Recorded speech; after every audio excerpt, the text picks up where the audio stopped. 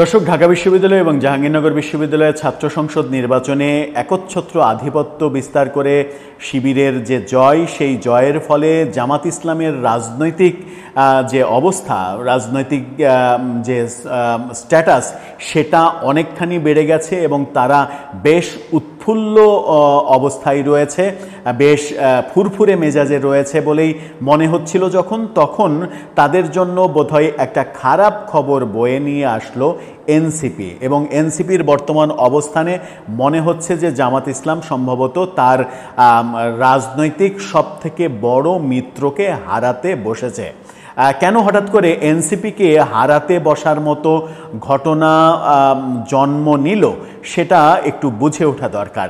NCP বর্তমান সরকারের বিরুদ্ধে এক ধরনের আন্দোলনের যে কথাবার্তা চলছে, সেই আন্দোলন কেন্দ্রিক এনসিপি তার মতামত স্পষ্ট করেছে এবং তারা বলেছে যে এই ধরনের কোনো আন্দোলনে তারা যাবে না। যে আন্দোলনের লিড দিচ্ছিল ইসলামী আন্দোলন এবং জামাত ইসলাম। তাহলে কি হতে চলেছে? এনসিপির কি তাদের সঙ্গে জোট থাকছে না? এনসিপি কি সত্যি সত্যি যে কথাটা অনেকদিন আগে আমরা আলোচনা করেছিলাম যে বিএনপির সঙ্গে জোট বাঁধতে চলেছে, সেটাই কি ঘটতে চলেছে? একটু বোঝার চেষ্টা করব। খুবই ইন্টারেস্টিং এবং গুরুত্বপূর্ণ একটা কথা, গুরুত্বপূর্ণ ইস্যুতে এনসিপি রীতিমতো ইউটার্ন করেছে। কি সেটা বোঝার চেষ্টা করবো এই ভিডিওতে। দর্শক, বলছিলাম এনসিপির রাজনৈতিক অবস্থান জামাত ইসলামকে নতুন সংকটের মধ্যে ফেলতে পারে। 21 টেলিভিশনের শিরোনামটা আপনারা দেখে নিতে পারেন। তারা বলছে জামাতের সঙ্গে যুগপৎ কর্মসূচিতে যাচ্ছে না এনসিপি। এটা জামাতের জন্য একটা বড় সিগনাল। কি যুগপৎ আন্দোলন? 4 দফা দাবি আদায়ে যুগপৎ আন্দোলনের পথে হাঁটছে জামাত ইসলামী, জাতীয় নাগরিক পার্টি সহ জাতীয় নাগরিক পার্টি সহ 8টি রাজনৈতিক দল। গণমাধ্যমে প্রকাশিত এমন খবরকে ভিত্তিহীন বলে উড়িয়ে দিয়েছে এনসিপি। দলটি জানাচ্ছে তারা যুগপৎ বা কোনো জোটে যাচ্ছে না। গতকালকে তারা একটা রাতে তাদের ফেসবুক পোস্টের মাধ্যমে এটা জানিয়ে দিয়েছে। ওই পোস্টে নাগরিক পার্টি, জাতীয় নাগরিক পার্টি, এনসিপি এখনও কোনো জোট বা যুগপৎ আন্দোলনের বিষয়ে সিদ্ধান্ত গ্রহণ করেনি বলে জানিয়েছেন দলের জ্যেষ্ঠ যুগ্ম আহ্বায়ক ও রাজনৈতিক লিয়াজোগ প্রধান আরিফুল ইসলাম আদিব। আরিফুল ইসলাম আদিবের এই পোস্ট আবার শেয়ার করেছেন এনসিপির আহ্বায়ক নাহিদ ইসলাম। তার মানে এটা তাদের দলের অবস্থান, সেটা স্পষ্ট করে দিয়েছেন তারা। আদিব বলেছেন 4 দাবিতে 8 দলের যুগপৎ কর্মসূচির যে নিউজ হয়েছে তা মিসলিডিং, অর্থাৎ ভুল নিউজ করা হয়েছে, এর সঙ্গে আমাদের কোনো সম্পর্ক নেই।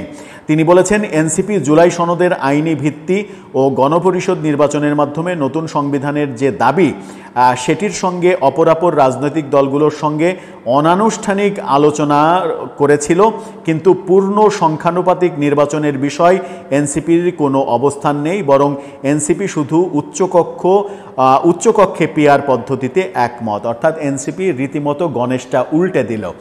জামাত এবং ইসলামী আন্দোলন যে পিআর পদ্ধতিতে নির্বাচন, সংসদ নির্বাচনের দাবি জানিয়ে যাচ্ছিল নিম্নকক্ষে, অর্থাৎ সরাসরি যে ভোটটা হবে সেই ভোটে পিআর পদ্ধতিতে ভোট যেন হয়, সেই দাবি জানিয়ে যাচ্ছিল এবং এনসিপিরও অবস্থান তেমনই ছিল বলেই আমরা জানি।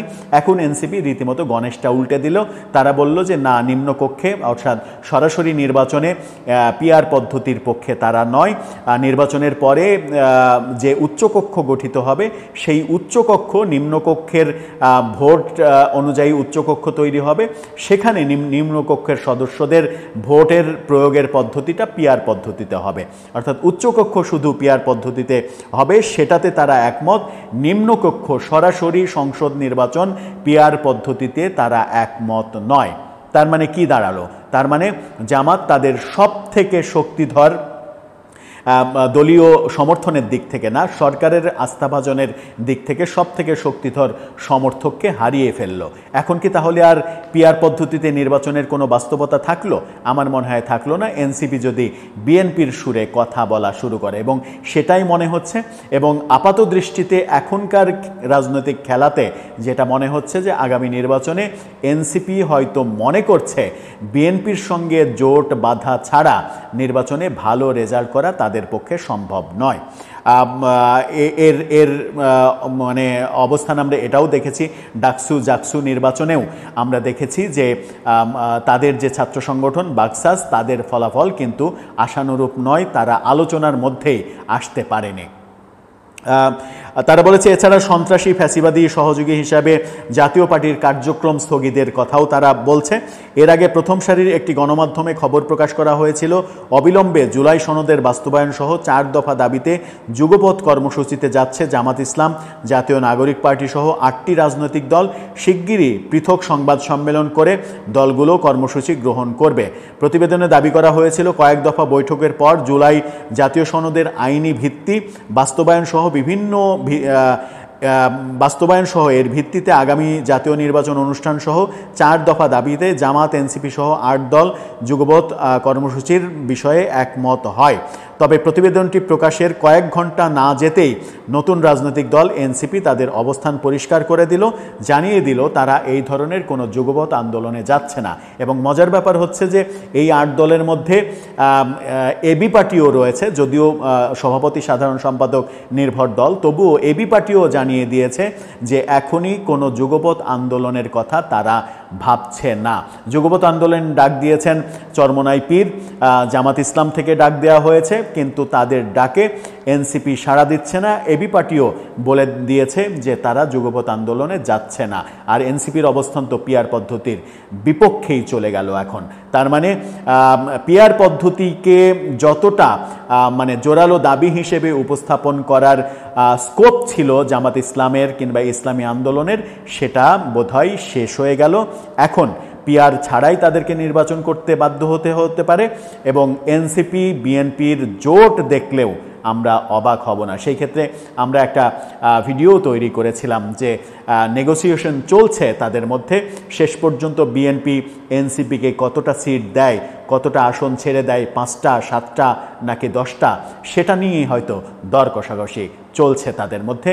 হয়তো সেখানে একটু ইমপ্রুভমেন্ট হয়েছে, সেই কারণেই এনসিপির এই অবস্থান পিআর পদ্ধতির বিপক্ষে এবং সরকারের বিরুদ্ধে যে আন্দোলন, সেই আন্দোলনেরও বিপক্ষে তারা অবস্থান নিল। দর্শক, আগামীতে রাজনীতির খেলাতে আর কি নতুন আমরা দেখব, আপনার মতামত জানিয়ে লিখতে পারেন আমাদের কমেন্ট বক্সে।